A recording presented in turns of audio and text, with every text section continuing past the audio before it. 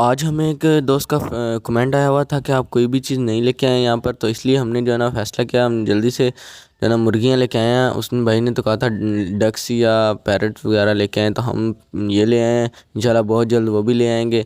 तो आज जो है ना 14 अगस्त है, जैसे कि आप लोगों को पता है आज़ादी का दिन है, तो हमने जो है ना अपने इन जो है ना पिजन्स को कलर करना है, तो हमने कलर करना शुरू कर दिया है माशाल्लाह से। ये देखें, ये कलर हम कर रहे हैं।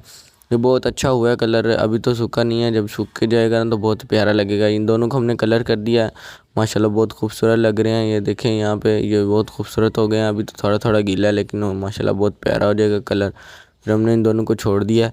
तो ये देखने फिर हमने जो है ना इधर हमारे पास जो केज पड़े हैं ना, इनको भी मैंने कलर कर दिया है। ये दरवाजे को भी कलर कर दिया है। और ये पिजन हमारे माशाल्लाह बहुत प्यारे लग रहे हैं, ये इधर फिर रहे हैं। और ये देखें, इनको कलर कर दिया है सबको। और कलर करते हुए मेरे सारे हाथ भी ख़राब हो गए हैं। बाकी सब्सक्राइब करें। अल्लाह हाफिज़।